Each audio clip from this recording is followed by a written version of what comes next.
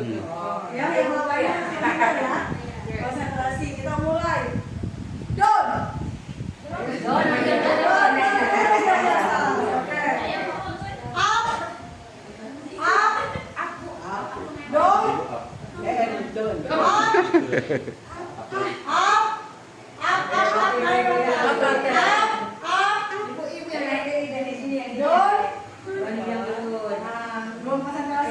Konsentrasi dimulai. Up. Oke, udah bareng. Down. Down. Up. Boom.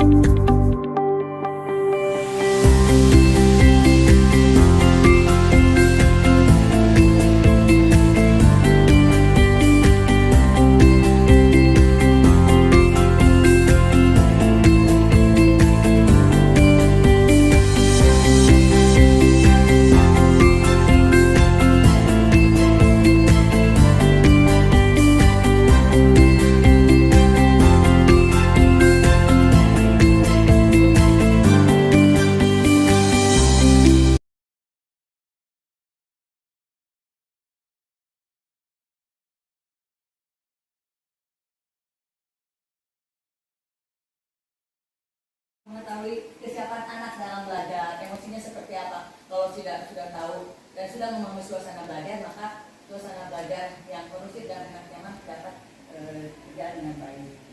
Karena kan tiap hari itu mood anak beda-beda Pak, emosinya dari anak beda-beda. Makanya dari awal biasanya untuk melihat suasana kelas kita ada ice breaking ya Pak ya, salah satunya untuk lihat suasana. Jadi dia sering mengganggu teman-teman, misalnya membantingkan HP atau misalkan mengambil barang, kemudian sepatunya misalkan lagi diumpetin, terus dia bilang bahwa dia tidak merasa bersalah, tidak melakukan gitu, berbohongnya kedua. Kemudian juga anak ini memang apa ya, saya tidak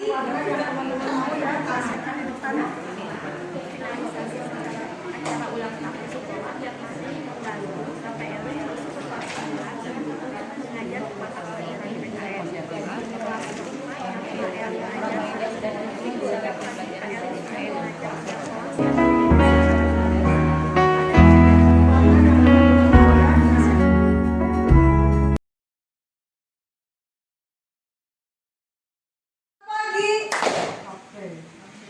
Assalamualaikum warahmatullahi wabarakatuh. Kami dari kelompok 1 akan memaparkan untuk analisis kasusnya. Untuk yang kelompok 1 itu terdiri dari Bapak Budi, Ibu Ilmi, Ibu Indira, dan saya sendiri Ibu Ane. Itu video. Untuk kelompok 1 untuk membahas kasus yang pertama, mungkin saya tidak perlu dijelaskan ya kasusnya. Baiknya dibacakan. Oh, dibacakan. Karena yang lain nggak dapat kasus itu. Oh, oke. Nanti di sini. Oh iya. Untuk kasus 1 yang akan dibacakan oleh Ibu Ilmi.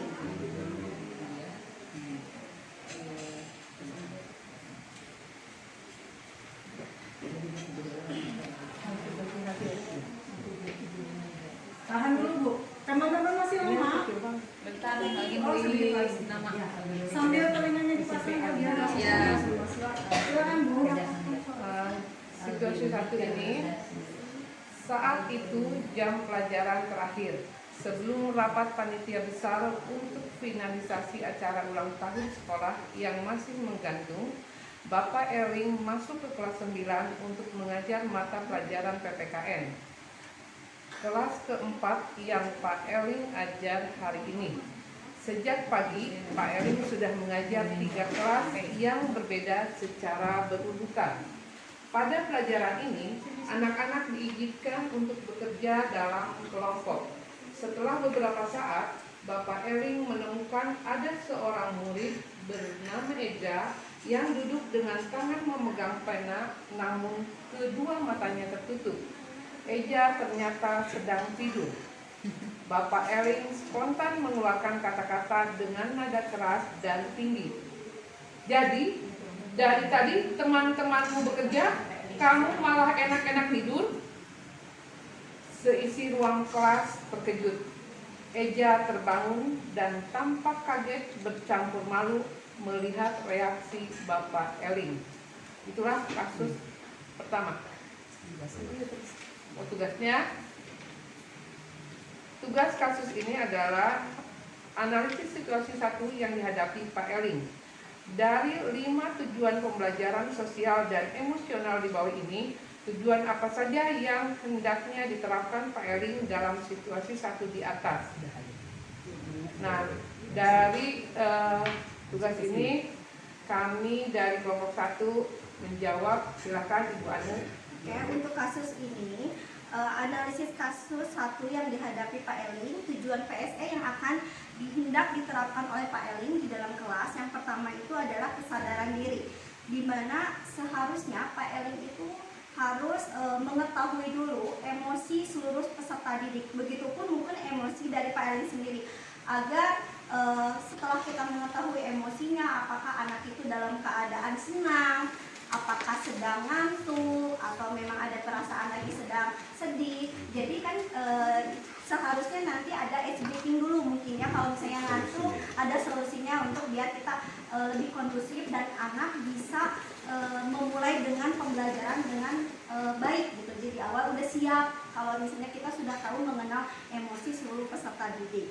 Lalu yang kedua, manajemen diri, di mana Pak Eling seharusnya pada saat awal pembelajaran itu ada kesepakatan kelas, di mana seluruh peserta didik nanti oke, kita kesepakat kelasnya harus seperti apa nih. Mungkin nanti banyak anak-anak berbicara, mungkin yang ngasih ide-ide, seharusnya di awal tuh kita harus seperti apa dulu. Mungkin nanti berupa kalau misalnya biasanya kalau di kesempatan kelas harus ada konsekuensi logisnya. Misalkan anak yang terlambat, nanti konsekuensi logisnya apa nih? Nah, atau misalnya saat penggunaan HP, biasanya kan di dalam kelas ada yang boleh menggunakan HP atau tidak. Jadi itu anak harus dijelaskan, harus sama-sama tahu di awal pembelajaran konsekuensi kesepakatan kelas dan konsekuensi logisnya itu harus seperti apa. Jadi anak enak untuk mulai pembelajarannya sudah tahu. Oke, yang ketiga, membuat keputusan yang bertanggung jawab. Jadi tadi ini sebetulnya yang membuat keputusan yang bertanggung jawab akan berhubungan dengan tadi kesepakatan kelas. Kalau anak sudah tahu konsekuensi logisnya, berarti anak sudah bisa harus bertanggung jawab nih. Jadi kalau misalnya maaf punten kalau ada yang dilanggar di dalam satu pembelajaran di kelas misalnya. Nah, konsekuensi logisnya kan udah disepakati. Jadi si anak sudah tahu, tanpa harus disuruh juga, oh iya, kesepakatan di kelasnya apa nih. Jadi itu biar anak belajar untuk bertanggung jawab. Lalu yang kedua, alasan menerapkan PSE di atas. Yang pertama, agar Pak Eling dengan seluruh peserta didik dapat mengetahui kondisi emosi awal di dalam pembelajaran. Yang kedua, agar dengan adanya kesepakatan kelas dapat menumbuhkan kesadaran kondusivitas suasana kelas. Yang ketiga, agar seluruh siswa belajar bertanggung jawab atas tindakan yang dilakukannya. Mungkin seperti itu istilahnya bagian-bagian PSE apa yang akan diterapkan dalam kasus Pak Eling di kasus yang pertama. Cukup sekian, terima kasih. Dari SMP 7 dan Ibu Junaida dari SMP Albuni. Ya, kali ini kelompok kami akan membahas tentang kasus 3. Seperti apakah kasus 3? Nah, akan dibacakan oleh Oke, bismillahirrahmanirrahim. Setelah selesai memeriksa proposal acara perayaan ulang tahun sekolah, Pak Eling mengirimkan proposal tersebut kepada kepala sekolah ternyata proposal yang dikirimkan oleh Bapak Eling dinilai tidak sesuai oleh kepala sekolah karena isinya dinilai kurang melibatkan orang tua murid siswa dan penyesuaian anggaran agar sesuai dengan budget yang diberikan sekolah. Kemudian Bapak Eling tidak menyangka jika ada masukan atau koreksi dari kepala sekolah. Kemudian pihak kepala sekolah memberikan masukan untuk merevisi proposal tersebut untuk melibatkan orang tua dan disesuaikan dengan budget sekolah. Ternyata Pak Eling sendiri seperti terkesan tidak suka dengan masukan dari kepala sekolah dan kemudian menyerahkan revisi proposal itu kepada orang lain, jadi bukan direvisi oleh dirinya sendiri. Jadi dari identifikasi masalah yang tadi sudah dijelaskan, kita menganalisis ada kasus dan tindakan yang harusnya dilakukan Pak Eling, yaitu kelima tujuan ini memang harus ada di sini. Kenapa? Di sini Pak Eling harus memahami, menghayati dan mengelola emosi, kesadaran diri. Tentu saja harus memiliki rasa itu. Yang kedua, menetapkan dan mencapai tujuan positif atau manajemen diri, tentu saja gitu ya, pasti ada. Dan yang tiga, merasakan dan menunjukkan empati kepada orang lain, kesadaran sosial, membangun dan mempertahankan hubungan yang positif, keterampilan berrelasi, membuat keputusan yang bertanggung jawab. Jadi di kasus ini analisisnya kita kelimanya itu ada. Kenapa? Karena dalam terlaksananya atau suksesnya sebuah kegiatan itu pastinya memerlukan kolaborasi dan kerjasama tim. Jadi untuk itu diperlukan kekompakan ya. Terus dalam memahami kesadarannya diri juga sebaiknya Pak Eling mengakui kemampuan atau kekuatan orang lain dan juga dapat mempertimbangkan pandangan atau pemikiran orang lain serta menunjukkan kepedulian atas perasaan orang lain yang tadi mungkin tidak bisa menerima masukan dari kepala sekolah, nah itu, dan tidak juga melibatkan kepada orang tua. Tentu saja apapun itu kegiatan di dalam sekolah kita harus melibatkan semuanya, berikut dari orang tua, guru, siswa, bahkan semua sivitas yang ada di sekolah itu. Dan dalam keterampilan berrelasi pun harusnya mampu mengembangkan hubungan positif, yaitu berkomunikasi dengan efektif. Tentu saja kita harus selalu berkomunikasi, nggak mungkin apapun itu tidak bisa dikomunikasikan dengan baik, jadi tidak akan mungkin gitu ya. Ya, terus dalam mengambil keputusan Pak Eling harus bertanggung jawab terhadap tugas yang diamanatkan. Tadi dia sudah diamanatkan tapi disuruh revisi tidak mau, jadi menyerahkan, berarti rasa tanggung jawabnya itu tidak ada dan seharusnya itu tidak dilakukan. Dan ini jadi di kasus ini kelima tujuan yang di PSE itu memang harus ada untuk kasus yang Pak Eling yang ketiga ini, revisi proposal.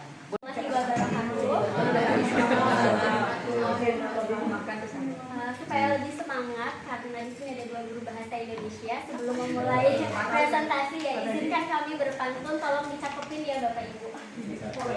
Oh iya. Jalan-jalan ke Mangga 2. Cakep. Jangan lupa membeli ketupat. Cakep. Selamat siang Bapak Ibu semua. Semoga masih semangat menyimak kelompok 4. Hai, luar biasa. Mantap. Mohon izin Bapak Ibu untuk membacakan terlebih dahulu situasi dari kelompok 4 ini seperti apa. Kepala sekolah melihat potensi Pak Eling sehingga memberi tanggung jawab ekstra pada Pak Eling.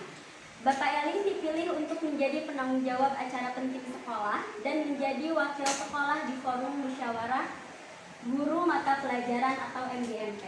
Sebaliknya, setelah bekerja selama beberapa tahun di sekolah yang sama, Bapak Eling merasa mulai kewalahan dengan berbagai tanggung jawab tambahan yang harus dijalankan. Awalnya, Bapak Eling merasa tugas tambahan tersebut sangat menantang. Meski demikian, sekarang dia tidak merasakannya lagi. Ditambah, dirinya merasa akhir-akhir ini kinerjanya sebagai guru juga semakin menurun. Karena itu, Bapak Eling terpikir untuk menulis surat pengunduran diri. Tugas 4-nya, analisis situasi 4 yang dihadapi Bapak Eling. Akan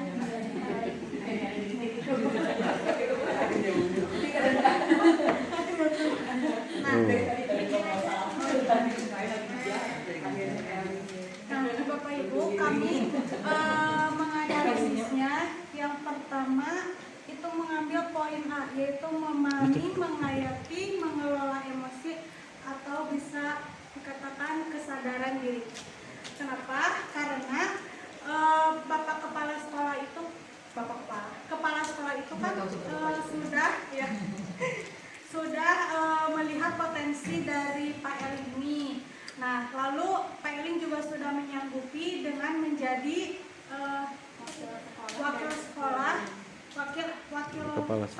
wakil MGMP dan acara-acara penting. Ya. Nah, dari sini Pak Eling seharusnya sudah menyadari kewajibannya selain menjadi guru untuk masuk kelas. Lalu yang kedua itu memanajemen diri. Di sana dikatakan Pak Eling itu merasa kewalahan, yang asalnya itu semangat ya mendapatkan tugasnya, lalu merasa kewalahan. Nah, di sini diambil manajemen diri agar Pak Eling itu bisa memanage dirinya, menentukan mana prioritas yang harus didahulukan. Memang semuanya prioritas, tetapi ke kelas juga harus disediakan dulu apa-apanya gitu. Atau kayak seperti yang tadi yang di kelompok sebelumnya sudah dijelaskan secara rinci. Nah, yang ketiga itu di sini memilih keterampilan berelasi. Nah, tadi dikatakan bahwa Pak Eling itu terpikirkan untuk memutuskan mengundurkan diri. Nah, seharusnya Pak Eling itu jangan dulu mengambil keputusan itu, karena bisa berkomunikasi dulu dengan rekan sejawatnya atau keluarga di rumah, mungkin istrinya atau bahkan juga kepala sekolah, karena saya yakin kepala sekolah itu sangat terbuka terhadap guru-guru di sekolah gitu. Nah, ini juga ada sedikit dari kasus Pak Eling ini. Sebenarnya kasus Pak Eling ini pernah terjadi pada saya sendiri.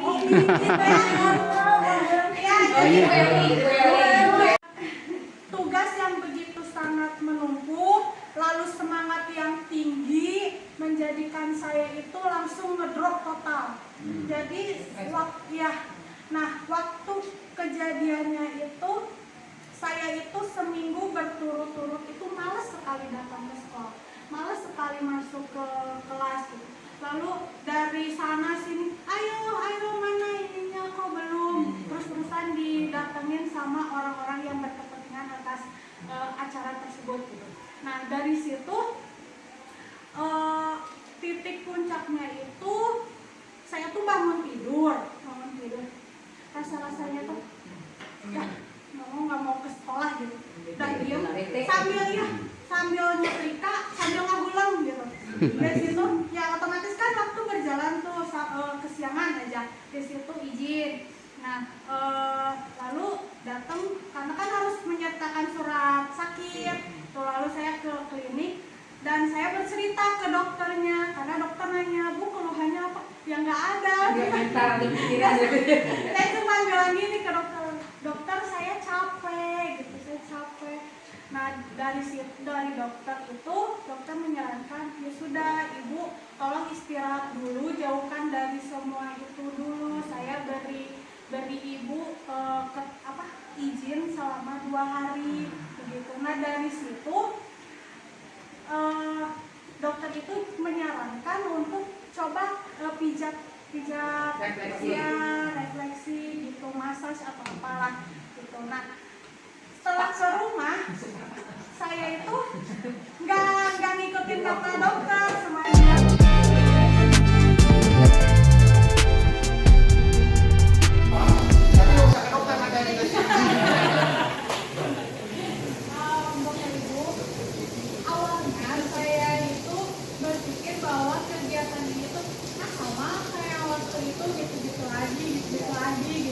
Apalagi mengenai pencegahan perundungan.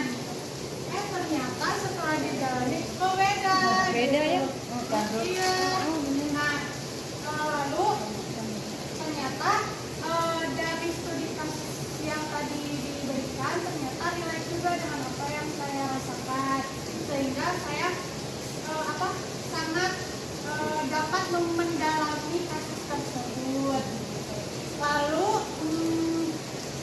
dan kita juga bisa mendapatkan solusi dari permasalahan itu dari KSE ini yang sudah diklasifikasikan sebegitu rupanya, sehingga mempermudah kita. Oh ternyata mun kita pikir oh solusinya begini, ternyata kalau kita itu berantakan terhadap pekerjaan kita, oh ternyata manajemen diri kita, manajemen waktu kita yang berantakan, seperti itu Bapak Ibu sekalian. Terima kasih. Ya Bu ya, tapi mungkin belum bisa mengaplikasikan bersama, jadi hanya teori, melihat video, dan saya berusaha untuk mempraktekannya pada saat saya UIN. Mungkin itu yang saya, tapi untuk mendalami kasus atau apapun itu memang saya gak di sini bersama ibu bapak semuanya. Jadi refleksi hari ini alhamdulillah saya mensyukuri bisa bertambah lagi pengetahuan saya, wawasan saya, apalagi mengenai KSE. Memang ini materi pengajian etik memang harus kita pahami gitu, baik dari guru ataupun kita untuk muridnya gitu. Jadi alhamdulillah pokoknya refleksinya Manapun saya sudah diberi amanah tentang datang ke sini ya, saya datang dan ternyata Masya Allah mindset saya berubah setelah datang ke sini. Jadi yang tadinya saya malas, alhamdulillah di sini saya banyak belajar dari Bapak Ibu semua. Ya, untuk saya dulu yang mungkin masih newbie, masih pemula ya Bapak Ibu, saya melihat semangat Bapak Ibu di sini. Kemudian saya juga banyak belajar, banyak bertukar pikiran bersama Bapak Ibu di sini. Alhamdulillah saya belajar lebih banyak lagi. Seperti yang kita pahami bahwa belajar itu proses seumur hidup ya Bapak Ibu. Nah kemudian juga ketika kita biasanya kan mengidentifikasinya ya udah anak-anak aja yang belajar.